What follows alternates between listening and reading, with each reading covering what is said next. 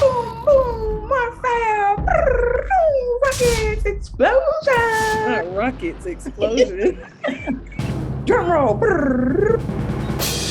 Welcome back, you guys, to another episode of the Black and Empowered podcast. We are so happy to still be joining you all in the midst of the world ending in at least a dozen different ways. And I'm looking at our co-host and our lovely guest for today, and everyone's bright and shiny. So I'm also glad that we are not just joining you, but we are thriving in our own ways, despite, like I said, the world ending. I want to start for our guest today, who said that she was a little nervous before we started, with an icebreaker. So hopefully this helps. Before you jump into icebreaker, you got to introduce Ashanti and Niara. This is their first time on a new episode. Glory, glory. So we introduced them at the beginning of season 2. Brianna, you do it. These your kids. I'm kidding. These your sisters. So go ahead. Yeah. Kids. Anywho, before we jump into icebreaker, we have 2 new co-hosts for the Black and Empowered podcast. They're my sisters. I love them so dearly. They're so cute. Welcome them, celebrate them. We are happy that they are here. We have Ashanti and Niara. Hey. They're both first years at Georgia State in the clinical community program. Well, rising second year. Come on, respect. Yeah. Excuse me.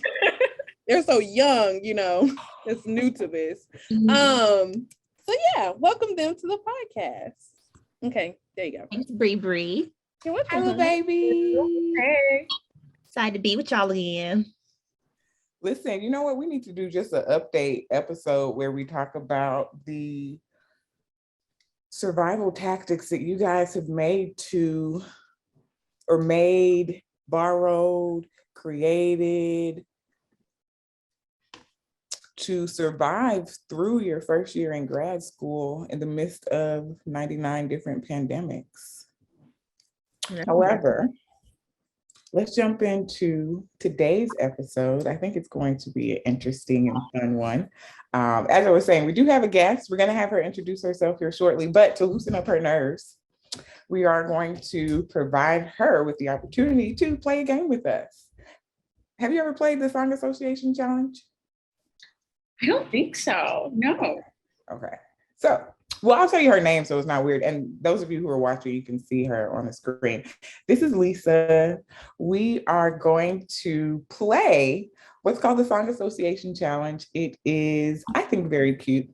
It helps to loosen up nerves. It helps to get your creative juices flowing. It helps you to kind of think outside the box. So what we do is we just kind of round robin. We start by saying a word, any word, a random word, and the person who we call on, their job is to just sing a song that has that word that the previous person said in the title or the lyrics. So you have 10 seconds. I say it's low pressure, but 10 seconds go by fast. So you do have to be kind of quick on your feet. But like I said, it is cute. And if you can't think of one, we usually help you out. No penalty. But we are competitive. So come with it. Who wants to go first? I can go first. Am I the one that's singing the song, or y'all gonna give me the thing? No, say a word and then pass it. Word. Okay. You gotta pick somebody to do the word. Right. Oh, do I say it before or after? No, pick somebody. Before. You pick the person before. And then It's coming to you. Okay. Okay.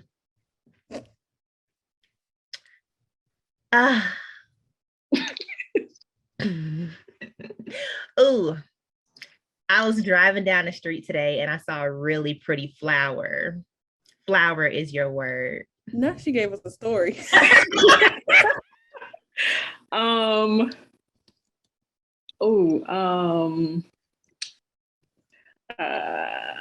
Flower. 5. Flower. It's not coming to me. I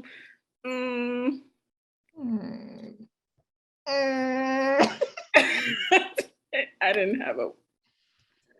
Isn't that Bruno Mars? Yeah, that's what I was thinking of. I don't listen to Bruno Mars, so I didn't. I should have bought you flowers. It's exactly the I know song that. I was singing. Dang. So what happens next? She gives us a word to somebody. Okay. Anybody else? Lisa. Your word is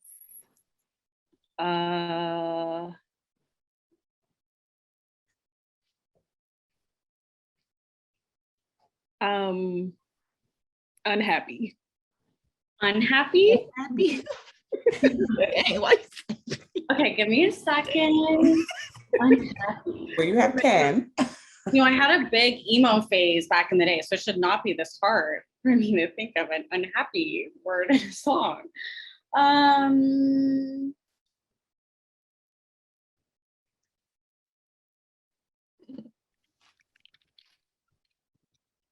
I really can't think of anything. Unhappy. Sorry. And I can't help you. Yeah, can I call a friend? Oh no, don't call me. I don't know it either. Neon, what's the song? You got one? What are you There's thinking a of? song called Unhappy, but it's an old song. Okay, yeah. Sing it. Sorry. Sing it. It's Haitian. It's not even No, from. I don't really know. No. I was just trying to make it difficult. Wait. You don't know the song? Hold on. Time out. You don't know the song? I thought it just had to be a word. I had to know the song too. Oh, that wasn't fair. Yes. Oh, okay. Okay. So what's the next word? Yeah. Okay.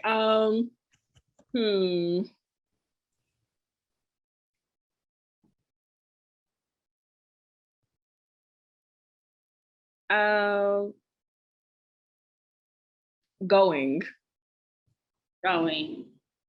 Okay, the first song that came to my mind, you know that song "Sugar We're Going Down"? That was the first song that came to my mind. Oh, I we don't have know. to Do I have to sing it? Okay. Yeah, because I don't know.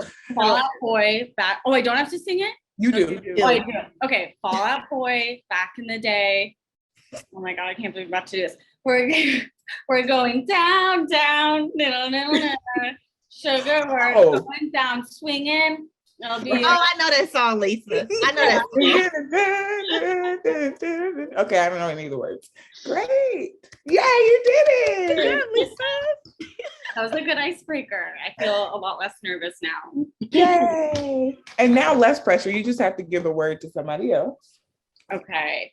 I'm going to do. Okay, this is the only song that's coming to my mind. Kissed. Oh, and I have to pick someone. Oh, yes. Okay. Free. Kissed. This may not have been the most appropriate choice, but this was the first thing that came to my mind. I'm thinking, what's that man name? Is it Kissed by a Rose? No. Deal, yeah. Deal, right? That's Kissed by a Rose, right? You better sing it. But I don't know I don't know how to sing it. It's kiss from a rose. Kiss. I don't know. I know it's kiss from a rose by a rose, but I don't think he says kissed. I thought it was "Have You Ever Been Kissed by a Rose?" But that's probably a different song I'm singing. Yeah, I don't think that's Cecile's Kissed song. by a rose. Well, that works. We'll take it. Thank you. I was thinking I kissed a girl, Katy Perry. Oh, that's a good one. Didn't even think about that. I was thinking Chris Brown. Kiss, kiss. I'm weak. You look like you like Chris Brown. Not she looked like it. I'm weak. What's that supposed to be? You look like you used to have Chris Brown posters in your room. Oh, baby. I did. Okay, see, I'm here. Oh, okay. Aisha, your word is red. The color. Ooh, this is inappropriate as well, but come to my door, take off my clothes, Red light and special. turn on the red light. I don't know another song with red. That's funny. That works. That worked. Who hasn't gone, Niara? She's the first one. Yeah, I Ashanti didn't go. Ashanti didn't go. Oh, I didn't go. Yeah. Oh, Ashanti. Yes. I've been thinking about this word all day because it's based on our episode title. Your word is communicate. And it's a song. It's a song. Or communication, communicating. Use a derivative. I just started singing it and not quite. Ooh, that's a good one. Ooh. I'm out. Is that 10? Communicate. You gotta communicate with me, baby. It sounds like she made that up. Definitely made that up. Definitely made that up. She was gonna play it off like it was a real Get it song. down, have some confidence. It had to be Khaled. Come on. Who? Isn't that young? Khaled. Khalid? Khalid? Khalid? Khalid. All right, at least it's 3 different versions. It's What not just song me. is it I though? thought that man named Khaled. It's Khalid. It's Khalid. Khaled is DJ Khaled. That's Yeah. Khaled. I thought he just took the DJ off and was all right. That's great. Oh Yeah, my God. No. I would tell Wes to cut it, but we're gonna leave that because I'm elderly. All right. However, we can transition. That was great. That was cute. Is your ice broken? Yay, Love Lisa. You did a good job, honey. So today in Black Excellence, we are going to shout out the baddest, Riri, Lil Rihanna. We're gonna shout her out for not only being a billionaire, period, but she also just had a baby, period. And she's coming out with a hair care line. She's doing Fenty hair.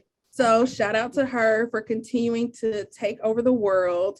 And she's not even making music. So shout out to her. She said, I do more than sing, honey. Saturating every market. I mean, we could get an album though, but okay. She said, baby, Something. Yeah.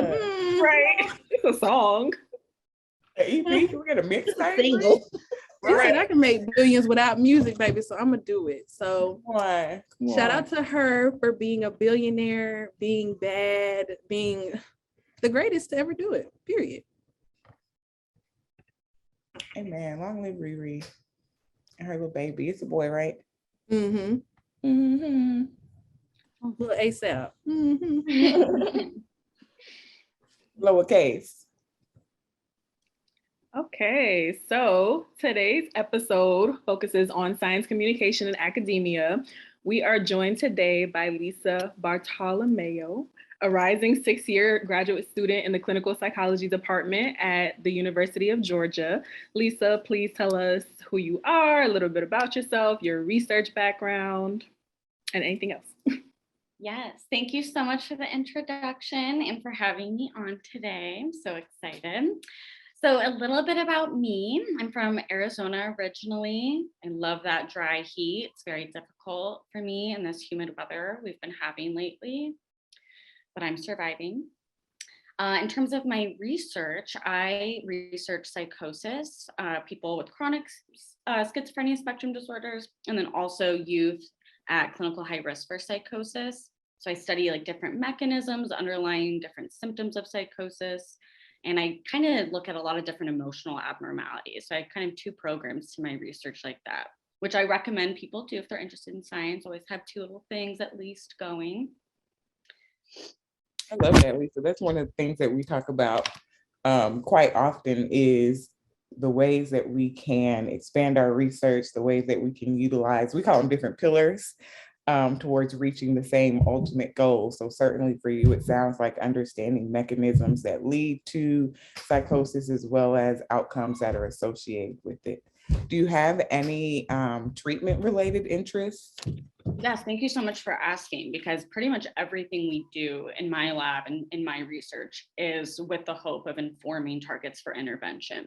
So within psychosis, we don't have any FDA approved treatments for a particular type of symptom that people with psychosis experience, which is negative symptoms. So my work focuses on, well, can we identify the underlying mechanisms of these symptoms so that then maybe we can create novel treatments that are going to be more effective for treating these symptoms. And that can be like a psychosocial, like a therapeutic intervention, meeting with a therapist, or maybe it would be a pharmacological, a medication sort of intervention, or maybe a combination of the two. So I think that's our overarching aim, but it takes some time. It's a slow process, but every bit helps, I think. Well, thank you for your contributions to the field. I know that psychosis is similar to kind of the constructs that we're interested in that individuals who have psychosis are oftentimes stigmatized. It's often difficult to seek out care. And when you do receive care, there's a lot of mistrust kind of associated with getting that kind of medical and mental health attention. So that's really important work that you're doing, especially thinking about ways to not only understand, but also intervene upon these things that individuals are struggling with. So thank you so much for that work that you do. We're really excited to have you here. And we're going to talk about a little bit later how we've crossed paths and kind of integrated our interests and our work that we're doing together. Yes, and as Aisha said, it's so glad to have you, Lisa. So I do kind of want to jump in on what we're focusing on today, which is communicating science and academia, making what we do more in simpler terms. So what I will ask, Lisa, how do you maximize the reach of your research? How do you make it reachable to the public? Right. So admittedly, a lot of my research is communicated within the academic world. The state that I'm in my training as a grad student, I really prioritize getting publications and doing presentations in academic settings, which is not helpful in terms of relaying that information to the public. So it's definitely something that moving forward, I'd like to try to do more of with my research. But I would say that the ways that we have communicated to the public include going to community health centers. My PI, Dr. Strauss, he'll give workshops, and sometimes we attend and help out. He'll give workshops where he'll talk to counselors about different techniques for treating different symptoms of psychosis. And a lot of that is based off research and empirical evidence, evidence-based treatment recommendations, things of that nature. So I think that's probably like the biggest impact we have in terms of communicating research in a way that's going to directly help people while also informing members of the public. Because as Aisha mentioned, it is such a stigmatizing condition. So I think another big way is just communicating about my research to people in my personal life. I think that can also have a big impact. And maybe, they'll go share that information with someone else. They'll learn something that they thought was interesting or that they had some misconception about. For example, people are always really surprised to learn that people with psychosis are not typically violent. They're more likely to be the victim of violence than the perpetrator. So little tidbits like that you can teach people can go a long way. So even just in your personal life, you can have an impact. Whether it's not on a big scale, it can reach more people than maybe you think it would. And then other things, we have a lot of opportunities at UGA to communicate, whether it's being a teaching assistant for a class and getting to guest lecture about a particular topic. You can fit in things about your research there. So you're teaching students about up-to-date information rather than maybe what they're reading about in their textbook or, relying on things that they've just heard over time. So I think those for me are the top three: clinical settings, personal life, and then also in a teaching capacity when possible. Yeah, Lisa, and I like the way you talked about the clinical setting, and I wanted you to talk a little bit more about the work that you've done to like maximize your research in a clinical setting, because I know all of us here are in a clinical space, so I'm interested to hear about how you've used your research in more of your clinical work. Totally. So as I mentioned before, a lot of my research focuses on negative symptoms, and we don't really have a lot of treatments for that, or really any FDA approved treatments or treatments that have been shown to be really, really effective and have long lasting effects. So I think for a lot of people, it's understanding how to conceptualize those symptoms, and we can pull in evidence from our research to be like, well, this is how we know these symptoms manifest in daily life. So maybe someone has really low motivation for activities, right? They're not going to be very active in their day-to-day. We have a lot of different evidence from our research that supports that from multiple modes of analysis. So we can talk about what we see in clinical interviews with patients. We can talk about what we see from ecological momentary assessment. So if people wear like a smartband and carry their phone, and we're actually able to see they're less active during the day. And then also incorporating research from, treatment research. So telling people about what we know about these treatments. So the effectiveness of CBT for negative symptoms, for example. Your everyday provider out in the community may not know that that's going to take at least maybe a year for you to see any benefit or outcome. So maybe they would get discouraged and stop doing that therapy at some point, or try to refer to something else.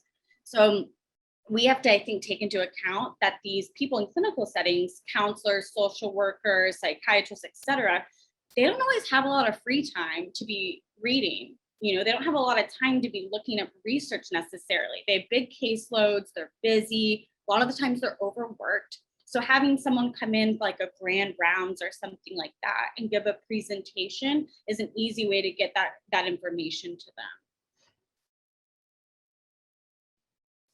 No, that's actually really helpful for someone who doesn't study schizophrenia at all. We study PTSD and racial trauma, and we always talk about, in terms of treatment conceptualization, not victim blaming.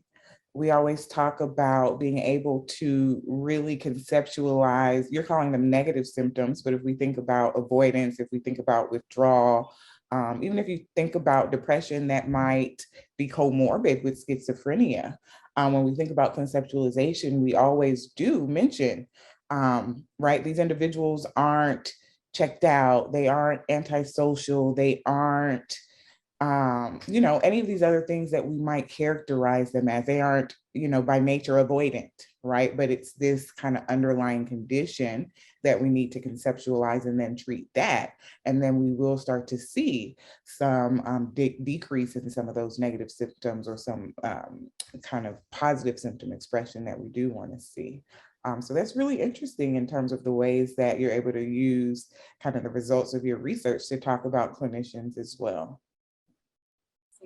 And as a graduate student, you're starting to get some of those experiences, and that's also a really good training opportunity for you too.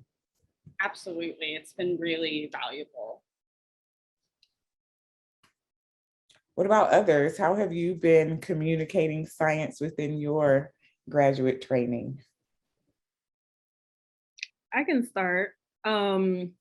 So I would say I'm still definitely new with starting my research trajectory and the things that I want to do. So far, I think I would say I utilize social media the most, like academic Twitter, especially, and just kind of getting the word out there about what it is that I'm doing, and kind of spreading that information that way. Like Lisa said, also getting into the community, and that's what I plan on doing more, whether that is working with different organizations like locally, or speaking on different panels about the type of work that we're doing and the importance of it, making some of the materials accessible. So either making them available on websites, or like with our care package, Aisha, making them in physical copies for people. I think kind of definitely getting into the community, and speaking about the things that we're doing, its importance, why it's important, how it's helpful, and how the research kind of supports that. Is a way that I plan on kind of maximizing the reach of my research. And then also I have a lot of like peers who work in academia now as either counselors or they're professors. And so like not all of them have access to like academic art journals and articles and stuff. So I have people like, hey, can you get this article for me?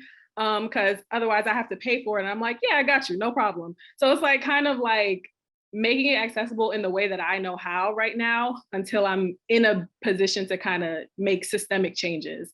So kind of starting like that. That's what I would say I do.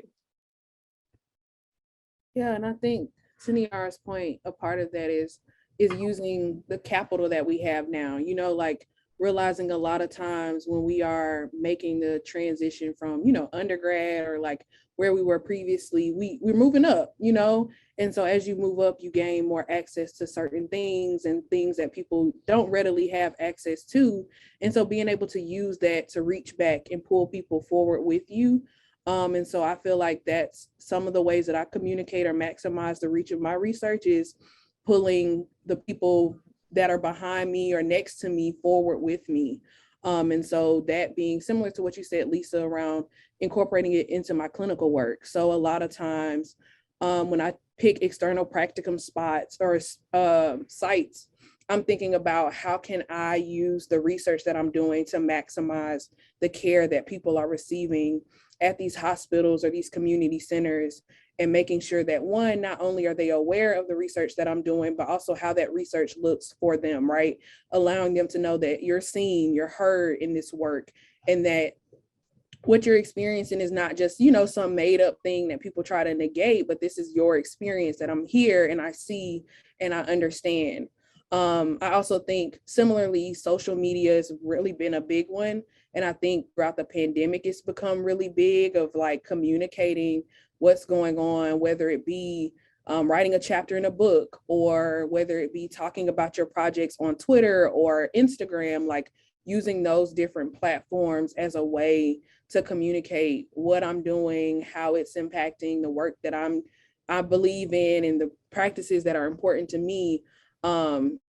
And so I always just go on this idea of like me search is research. And so I see myself in my work, and I believe in making sure that other people have access to it so they can see themselves as well. I love that, Bree. I think, you know, knowledge is power. And it seems like that's something you really value, is making sure that people have access to that knowledge and that can empower them in a lot of different ways. I love that you just said empower. I'm over here standing. Yes, I definitely think that the more that we're able to provide that psychoeducation, I think that's a large part of what we do in terms of our social media awareness, in terms of our public health messaging campaign, our racial trauma guide, right? These are all resources that we do disseminate to the public, to the community, via online, via our signs and posters that we have, even via this podcast is science communication. And I do think that it's really important to think about the ways that we are talking to individuals, talking being making our posts, talking being the language that we use in those tip sheets or in those handouts or psychoeducation materials, so that we are validating the experiences of our community members. We're capturing the experiences of our community members. So Niara just talked a little bit about the way that she's using social media to do recruitment for her thesis project, but that's to make sure that she has the voices of the community who she's hoping to help within the research that's being conducted. So I think it's really important, especially for those of us. So Ashanti and Niara are both in clinical community programs. So it's really important within our training to get out into the community while we are collecting data and collecting their experiences, as well as when we're disseminating and trying to give them access to those resources. Lisa, you did talk a little bit about yourself being in academia, and you've gotten some experience with kind of academic publications. Before we talk about that in particular, I think we're going to transition into our research spotlights and maybe even some barriers. I wanted to really briefly, just for the point of science communication, talk about 10 effective communication tips for scientists. So I actually located these online. Brian Eastwood posted these 10 points. I'm going to tell you them very briefly, but there is more information, like I said, that you can find online from Brian Eastwood about ways to communicate science to the public. And these are all things that we've said. These are all things that we know, but it is, I think, really important to highlight them. So just a few of those are knowing your audience being the first one. So the way that we talk to academics, the way that we talk to clinicians, even, as Lisa was saying, as we're doing trainings, is different than the ways that we talk to our family members or our friends, or even members of the community. So knowing your audience is really important in terms of the ways that you talk about your research, the ways that you talk about the importance and the implications. So what does this mean for you? You want to make sure that you're always making the research and the outcomes of your research relevant, and that you let your audience know why either you are disseminating that research to them or why you are integrating them in that research. And that does segue into the second point, which is knowing the point of your communication, right? Is that to validate your experiences? Is that to provide psychoeducation? Is that to provide training? Or is that just to come back after we've done those things and to provide the results of our studies? So it's really important to be really transparent in terms of the goals of your communication, particularly for marginalized groups. I think that that helps to kind of dismantle some of that mistrust that you were alluding to earlier, Lisa. Also, avoiding jargon is really important. So making sure that right when you're publishing academically, you're going to be using these big words, but when you're talking to members of the community, do your best to avoid jargon.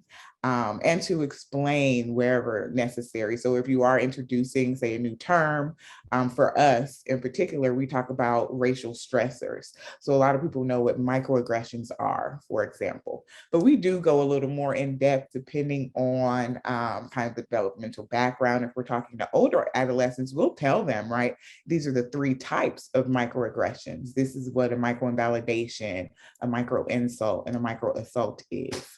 So we do say avoid jargon, but that is to say if you are introducing something new, you also can provide that definition in order to benefit and, like Lisa said, empower your communities.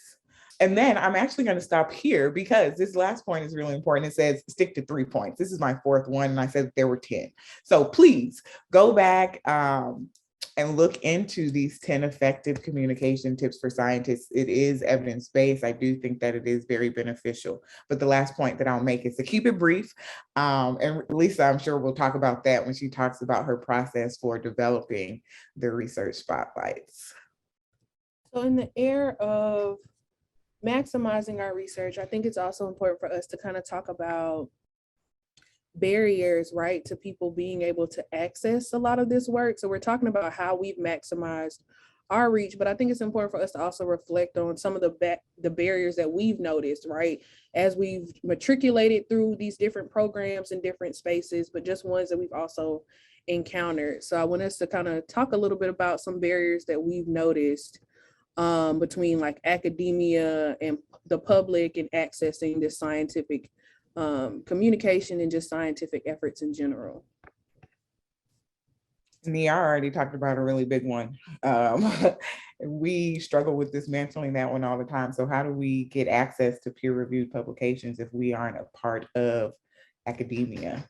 They're like $35 an article right now, right? And if you want journal subscription, you're paying hundreds of dollars a year just to get access to scientific information. I think that's a really big barrier. And on the academic side of that, if you want to make your publication open access, that's going to cost you thousands of dollars. Like I was floored when I heard that. I had no idea how expensive it was to make something open access. And a lot of people cannot afford that in academia. So it's a massive block that people can't really overcome. They can't make it open access if they can't afford that. And if they don't have grant funding, especially, it's going to be really hard for you to afford that. Ooh, one thing, Niara, I know you're going to do this once you start getting your pubs. ResearchGate does allow you to upload a free PDF. So if people do find your article, that's like one thing that one individual can do. It doesn't, decolonize the way that individuals are able to access information. But if someone Googles a particular or article and they want access to it, we can just kind of publicly give those out now, but only if you're an author on them. Otherwise, I would just make it somebody's job to have a database where you have all the articles for free. But right, yeah. Another barrier on the academic side is that I think there's kind of a lack of incentive for people to communicate with the public. That's something that for a lot of academics, they would need to, like, they're very busy, and it can be hard for them to pull aside that time. And I'll go into this a little bit later when I talk more about our process of doing or disseminating the research through the research spotlights that we do. But it can take a while to kind of go from this academic jargon way of speaking and thinking to translating it in a more layperson language. It takes a while, to think through that. So it can be time consuming, especially when you're first getting started. And if you don't have a lot of time in your schedule, let's say you're teaching, you're doing research, you're supervising clinical students, it can be hard, I think, to make that time if it's not something that you're making actively a priority. So that's something that maybe could come at like an institutional level, incentivizing that more. But I don't know how realistic that is, unfortunately. Lisa, I need to add you to this paper I'm writing with some colleagues of mine. We're writing about just that. So how do we integrate mass media and social media into the promotion and tenure process? And you're absolutely correct. It's not incentivized currently. Currently, it's just research publication, grant funding, teaching, and service. And within service, there's not public health impact. Even in some departments, these psychoeducation materials, there aren't products that are incentivized in the promotion and tenure process. So you're absolutely right in that it is a large barrier for not only us faculty, but also graduate students who are thinking about the ways to best maximize their time. They're saying, oh, well, I need this peer-reviewed pub. That's what we call it currency, right? That's the currency on my CV. There's also like this silent pressure that we kind of have to perform in academia as well. And so while there might be people who do want to like disseminate the work that they're doing into the community, we also have it in our heads like, okay, no, I need publications. I have to get my name out there. I have to acquaint with these different scholars. Like I have to get the pubs. And that pressure can kind of overwhelm people and then also kind of like outweigh the desire to like get it into the community as well. Because if you don't have the resources you need to get it into the community, that's not going to be your focus. Your focus is going to be like, nope, I need these pubs on my CV. I need to get these grants. I need to get this funding. So you're not really thinking about that. So I think that added pressure also makes it difficult when you're thinking about it like that. It's like, okay, well, what's the benefit of me spending money or going out of my way to get this into the community? And like, if I'm not going to be rewarded for it, I might even be penalized for it, depending on which institution I'm at. So it's kind of like, I guess you got to just find your why in a sense when it comes to that. Cause it's just like, okay, well, do I go for like the traditional, nope, let's get these pubs, let's get this funding, let's do this and find a way to bring it into the community, or just like focus on one or the other. So I think that pressure is also really difficult for, at least as speaking as a graduate student. And I'm sure maybe for faculty as well and for like other graduate students. Now, when I was a graduate student, I had on my desk, publish or perish. And then internship and even postdoc, and certainly at the very beginning of faculty, it was grant or go home. Like you have these sayings and you have these things that you tell yourself, but damn, like if I don't publish, am I going to die academically? Like that is tremendous pressure that absolutely no one should need. And then, right, because we do, again, community-based research, that takes time. And then we start to think with our resources, wait, I need to just collect basic data and make it quick and fast and sexy, right? Something that I can get out there, as opposed to this really slow value-based, you're doing qualitative research, right? So that's to say, we're not really incentivized for the amount of time or the depth of our research as much as we are people, even to get into graduate school. Some people are saying, listen, I'm just counting pubs. Top 50%, you're getting interviews. Lower 50%, you're not even getting spoken to, right? And that is to really talk about the ways in which we do value kind of that empirical data. We value communicating amongst ourselves more than we value sometimes, it seems, communicating and really helping the community. And it's crazy, all these points, like the pressure, the publications, the incentives, even people coming into programs have at least 3 pubs, which is kind of insane because it's like, where did you learn that from? Or just the pressure to just get on someone as a second or third author when you really haven't done the work. And so the thing about it is just, I think about it a lot, like publish or perish, where in these programs are kind of grooming you to truly kind of stay in that, what would I say, elitist bubble, because systemically it's just going in a circle. If we're just pleasing ourselves with our own publications, we're only sharing this with each other. The publications cost money. The regular public does not have access to it. They don't understand what we're saying. I'm gonna be so frank, half the time I don't know what we're saying. So it's a constant deciphering of what we're trying to say in simpler terms. And it just doesn't really make sense, because now it falls back on the lack of the impact on the community, who you're trying to serve. If not a community, why are you doing this research? And I think as we keep going through these programs, and even if, when we start getting hired by these jobs, especially if you're academic, so they quote, you focus more on moving on up the ladder constantly, consistently.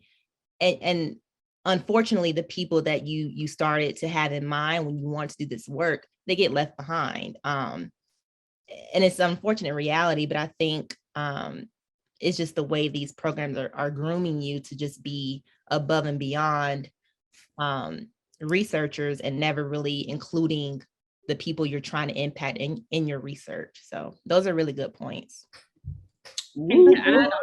Sorry. No, go ahead, Lisa. I was just going to add on to that when you think about research that's grant funded, especially like NIH funded research, that's taxpayer dollars. These people are funding, the community is funding this, and they don't even get to see the results of that, of what they're paying for. I think that's just crazy, that we don't think that way, that, they are literally funding this and they don't get to see the end product. It just leaves a bad taste in your mouth. That's not the way that it should be.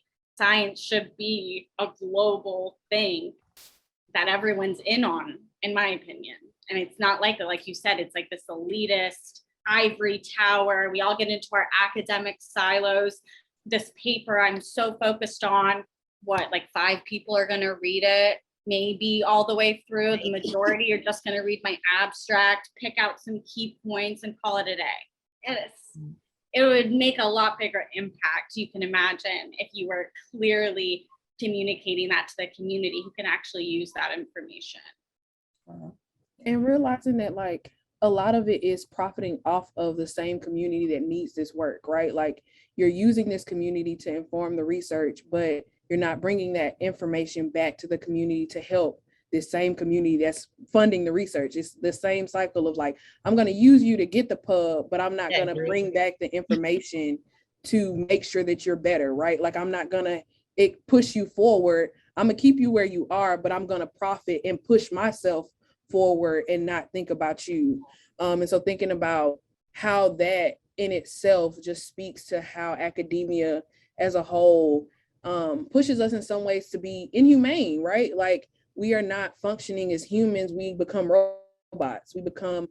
You can't take time off. You have to keep working and keep doing these things. And you can't, enjoy life. You can't enjoy your family. You can't enjoy those different things without repercussions, right? Without it being, oh, you don't have enough pubs. Oh, you need to do these extra trainings. You need to do these extra things in order to make yourself competitive. And it's just like, it's not everybody's thing. And especially when you're a person of color, you have additional barriers that are in front of you that you have to jump over.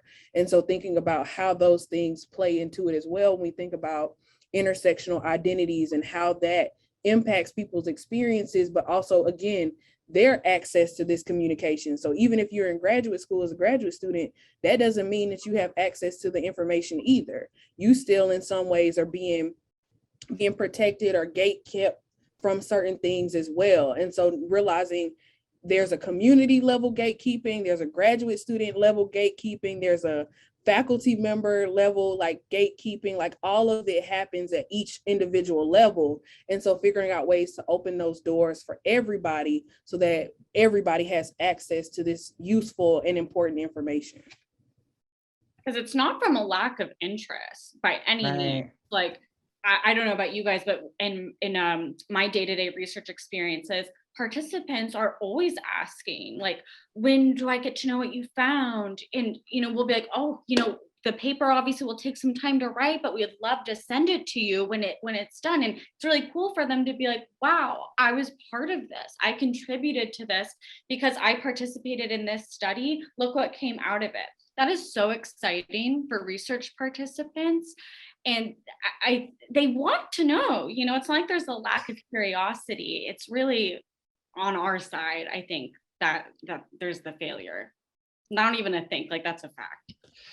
Yeah, that's so important. And I think we are at a turning point in academia, certainly, where there are subsets of individuals. I think those who focus on social justice, those who focus on helping professions, those who focus on stigmatized and marginalized populations like yourself, Lisa, are starting to push back against the academy in terms of seeking out incentives, seeking out ways to promote the work that they are doing, seeking out ways to spread the value of the work that they are doing in order to be able to sustain that work in academia, but also to rebuild what you guys are describing as mistrust. So we're not talking about a syphilis study or the Tuskegee experiment, but we are talking about misuse of research participants. We are talking about not staying true to what we say. If we say we're going to come back and talk about our results or disseminate our results or show you the final product of, right, what you've helped contribute to. I do think that if time after time these communities aren't seeing us until we're in the collection stage, then ultimately they're going to start being receptive to that information. They're going to start or stop being receptive to those outcomes. And I do think that with this kind of turn in academia, this kind of restructuring of the ivory tower, we're able to start recognizing these barriers and using them as stepping stones to, again, amplify our work for the larger communities, but also use them as facilitators to connecting with those communities. So for example, even with us, right, when we first started the Racial Trauma Task Force, we went to our programs and said, hey, we need funding.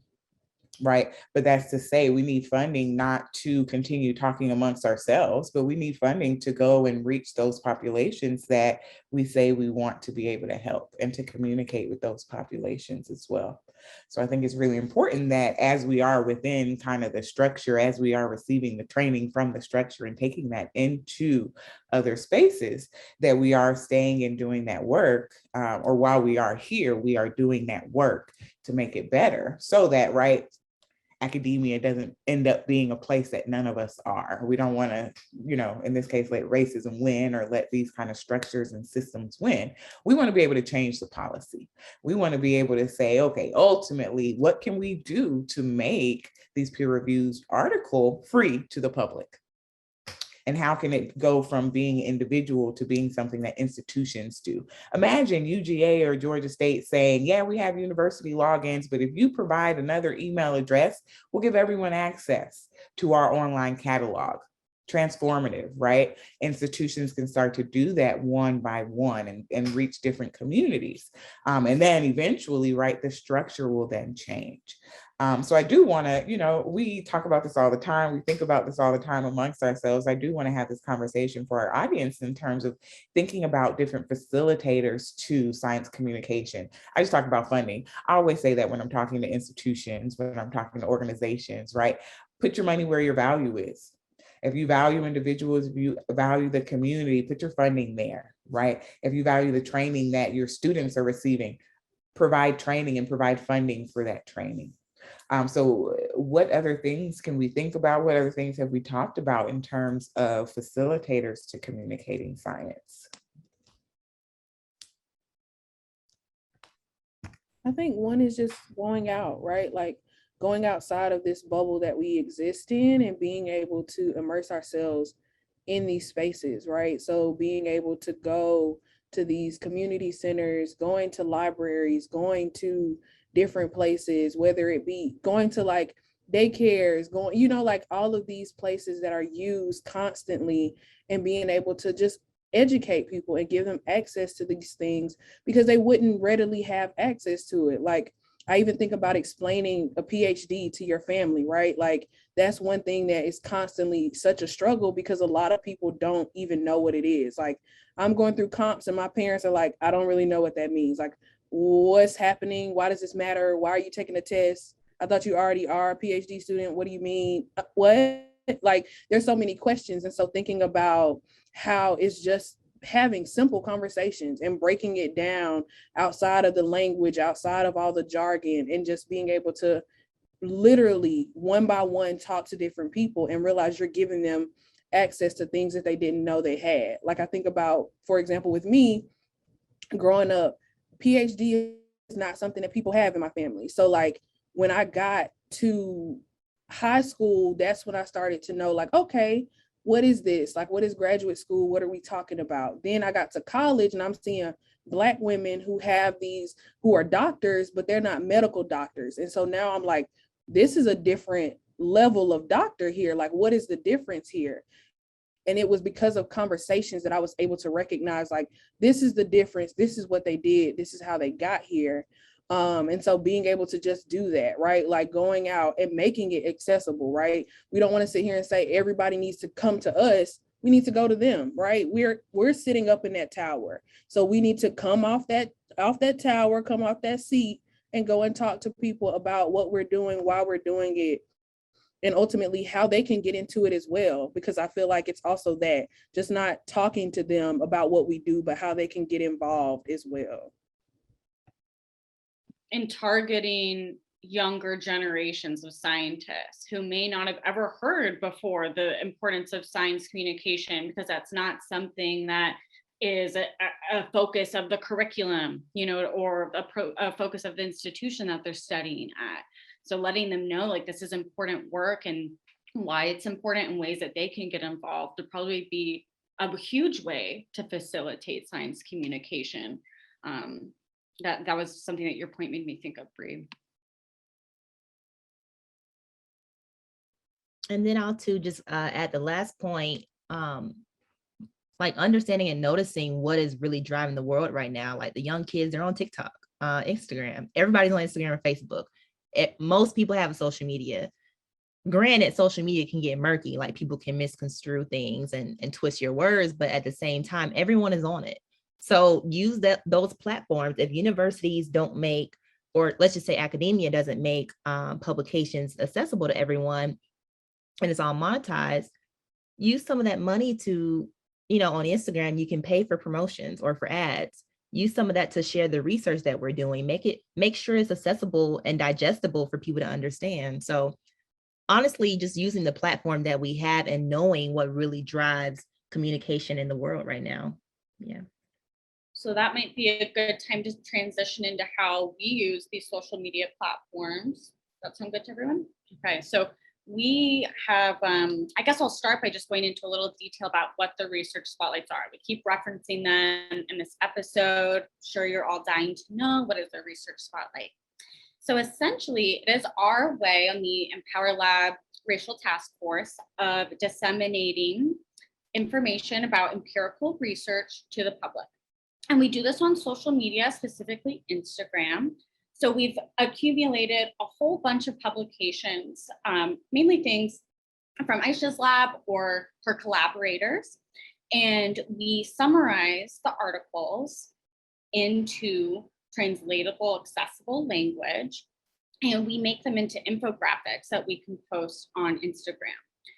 So the whole point of this is to make the major findings of the research digestible to the public, informative to the public, basically wanting to share that knowledge that we gleaned from this study or this review, this meta-analysis. We try to use a variety of different types of papers. So let's see. Does anyone have anything to add to that before I go into a little bit more detail? Okay. So like I said, we have a whole list of articles, and they kind of all revolve around one central theme of racial equality, racial stressors, racial trauma, but there's still variety. And I think that's important. You want to have kind of a big spread so that you're giving as much information to the public as you can, but it's all kind of centered within one topic that's really informative to the community. So we have our list, we pick out spotlights, we create the infographics. We tend to break up the text by using different pictures, trying to keep people like visually engaged. But I think, let me back up a bit. Let me talk first about audience. So audience, like we've said, you can reach a lot of different people over social media. But we also want to think about who are we actually reaching? So you have a decision to make. Should I make my profile private or should I make it public? You're obviously going to be able to reach a lot more people if your profile is public versus private, right? And think about like your selection bias. There's going to be certain people who are drawn to follow the Empower Lab's Instagram, right? People who maybe care about social justice, people who care about science. Those people are probably going to be the people initially drawn to the Instagram. But one of the beauties of Instagram is that anyone can share a post. So we're able to reach people beyond who's actually following the Empower Lab's Instagram, which is awesome, right? And I've seen that with my spotlights that I've reposted to my story. People I never would have expected to post it or to follow, they end up following. And it's so exciting to see. You're like, oh, this is going to reach people in California. This is reaching people in Arizona. This is reaching people in Indiana, all these different places that you can't get face to face with these people necessarily. No, Lisa, this is cute. One, I'm a Lisa stan, so period. But I also think, to your point, when you were talking about like access as far as like public or private, but then I also think about just the language and the way you create your graphics is really important as well. You know, like someone told me recently, people don't want to work hard, right? And so when we create things, we want to make sure it's easy for people to access it, but also for them to not feel like, oh, I gotta do all this extra stuff to get this information. Like I gotta do all this extra reading, I gotta do all these extra things. And so just making it really sweet and simple to where people are able to take it and go and repost it, right? And talking about that is like a really great resource of reposting. I don't know how many times I repost stuff on my story from the Empower Lab and I see my friends repost it, or I'm tagged in something and all of that, and seeing how that in itself has so much power, because now it's immersing into other people's social networks and social circles. And then you see posts going viral on the Empower Lab and things like that. So just thinking about how it takes from being public and private and then taking that a step further to the actual content of what you put on social media. And again, the algorithms and all the other cute stuff that makes social media what it is. So, yeah. Yes, the accessibility, the language is so key. There's so many jargon words in our articles that the average person is going to, what does that mean? Like the last research spotlight I did, it was talking about internalizing and externalizing disorders. Your average person may not know what that's referring to. That's like some overarching clinical term that we as clinicians use to communicate with each other. Why would we expect anyone who's not in our field to know what that means? So you have to be really clear. Anytime that I can't get away from using a jargon word, I always make sure I provide a definition. Something really brief in the parentheses, an example if I can, something that's going to make that clear if I can't get away from using that term. Because sometimes there's not an alternative. You have to use that jargony word. But as long as you make it clear what it means, I think you're golden. In addition to that, something that really stood out to me, what you said, Brie, is that people don't want to do a lot of work. And one of the big audiences that we would love to reach in our spotlights are people that are involved in policy, those members of the community, because those are the people that can maybe take this information and enact change with it, large scale change. So do you think some busy policy lawmaker, politician, are they going to take the time to really, really read an article? No, but maybe they'll read an Instagram post that's just a few points. you're going to have a better chance at least of them reading that. So I think if we tag them. Yeah, exactly. That's a great point. Yeah, you can tag these people like, hey, read this, and you'll have a better chance than if you emailed them the publication. Hey, I think that you should read this and think about it before you make your next law. They're gonna be like, oh no. Right. Law. Yeah. Unfortunately. So yeah, language is a very big one. Brevity. Aisha mentioned in that list that you should keep it to 3 points. And that can definitely be difficult when you're dealing with a long academic paper.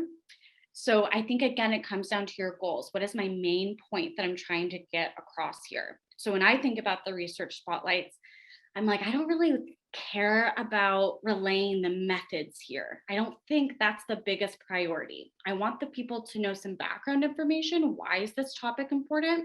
And I want them to know the major takeaways of the research.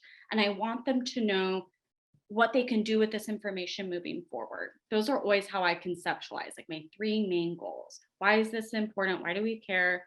What did we find? What can we do with this moving forward? So those are 3 points, but in order to get to those 3 points, I often provide more detail. I'll always keep a slide to like 1 to 2 sentences. You don't want a lot of text, obviously. So keeping it brief, if you can aim for 3 points, great, but it is going to be a little tricky depending on what you're trying to communicate. You may not want to communicate an actual publication. Maybe you have different ideas of what you'd like to communicate to the public. A poster presentation you did, some facts about schizophrenia. I could do that in a communication research Instagram post. So there's different ways, there are different things that you'll want to communicate. And I think that'll determine how you go about it. And within the bounds of the platform you're using. Like Instagram, you can only add, I think, 10 photos to one of those like multi-slide posts that you can scroll through. So sometimes we'll have to post multiple research spotlights. And anyone listening should really just go to the Instagram and look at them. They're cute, they're easy on the eyes, and you'll probably learn a lot. So go check them out. And anyone who wants to do them. So we started doing these in 2020, and certainly there are a ton of different labs that are doing them now. They all look different. They're all really creative. I think what Lisa just gave was really invaluable information in terms of the strategies and the ways that you can compile an effective research spotlight. So really thank you for that. That was an excellent summary. That was like a strategy tip sheet of its own for how to create one. So I hope you guys took notes, because she's really good at what she does. She's been doing it for quite some time, and we have been seeing people read, share. I've gotten a couple people even email me and say, hey, can you send me the PDF of this article that the spotlight has been about? So we really appreciate that contribution, as well as your kind of dissemination of those strategies to our audience here today as well. Thank you. It's been a lot of fun for me as well, and a great way to give back. So thank you for the opportunity to work on them with you guys. Long live Lisa, y'all. We are really her biggest fan. We all stand Lisa and her speaking voice. Let me tell you, the first time I saw Lisa present, I was attention. The flow, yes. Lisa, let me tell you something. Lisa, I feel like people don't really know that Lisa's a big dog. She is truly that girl, truly. Like, Lisa's being real modest on this little podcast, but know that Lisa's getting money, okay? Lisa is a grant girly. Lisa is that girl. So I am happy Lisa's here. I'm happy Lisa's been able to share her wisdom. I love when Lisa is talking, because Lisa don't spit nothing but facts. So shout out to Lisa. And I'm so happy you're here, friend. Thank you guys so much. I'm just trying to keep up with all of you. Listen, we go together. I love it. I know that I always tell Brianna and them, like, y'all got now. Like, literally lifting as you climb is so important in terms of exactly what you just did, doing the work, but also giving others the tools to do that work as well. So we really, really, really appreciate you for that. So we want to do some church announcements. We always close by not only saying thank you, but reminding you guys, I haven't really been doing my passion, purpose, power sessions as much. I usually do them on Mondays, but still send those questions to theempowerlab@gmail.com. We want to be able to do a mailbag episode at the end of the season to answer the questions that you guys have. They can be about academia. They can be about getting into academia. They could be about pitfalls within academia, surviving academia, getting grants. They could be about, if you have any questions about like racial stress and racial trauma, we're not going to do therapy on the air, but certainly we can talk about coping strategies and best practices and what we've learned. If you're a caregiver, and you have questions about talking to your kids about racial stressors that they've either experienced or witnessed, send those in. We do want to be able to have that conversation with you all and to answer those questions, just kind of to interact. So again, that's theempowerlab@gmail.com. We also have our lovely care package, Cultivating Awareness and Resilience Through Empowerment for Youth. So this is now available on Amazon, Barnes and Nobles, your favorite bookstores.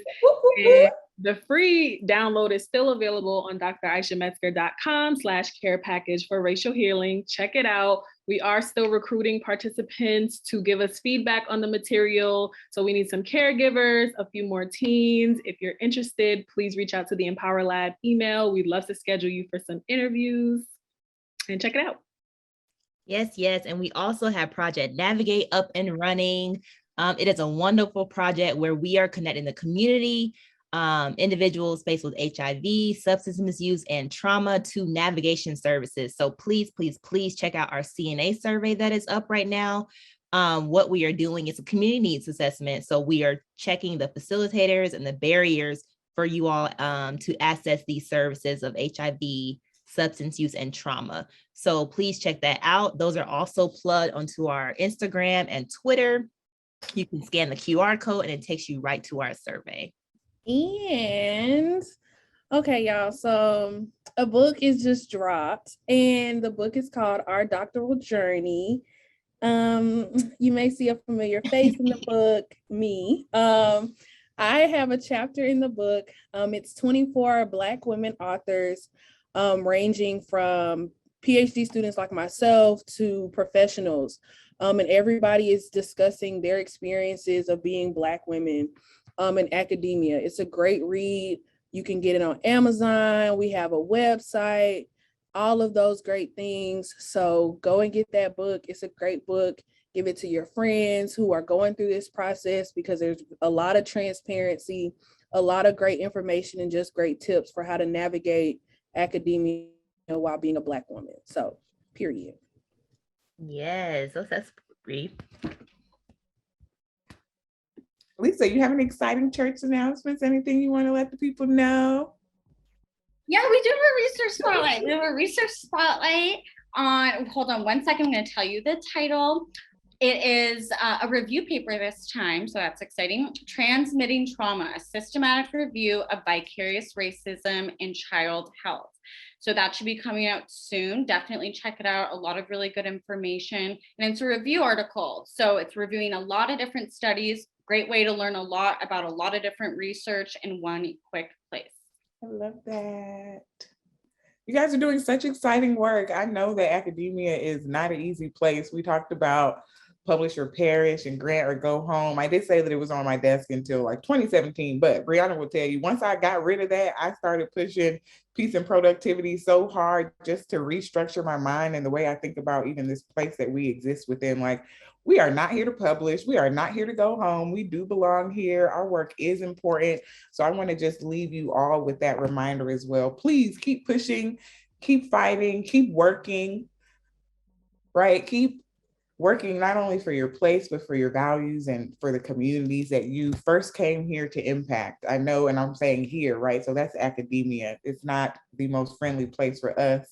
Check out Brianna's thesis publication when it comes out about Black students' experiences within academia. But that's to say, right, remember why you're here, fight for balance and not only every day, right? So find a moment every day, but fight for balance every semester, every year. Celebrate your accomplishments, do the things that it takes to restore yourself so that we can continue not only publishing these articles that we need to publish and getting the funding that we need to get, but also like we're talking about today, really reaching out and focusing on those communities that we ultimately seek to impact. Take us away, Bree. All right. Well, thank you, friends, for listening to yet again another episode of the Black and Empowered podcast. We thank you, Lisa, for being such a great guest. We are so proud of you. Period. This is a Lisa Stan account. And that's all, folks. So we will see y'all again with another episode. Y'all stay safe out here. Be blessed, be peaceful, find you some rest, and we'll see you again next time. Bye. Bye. Bye.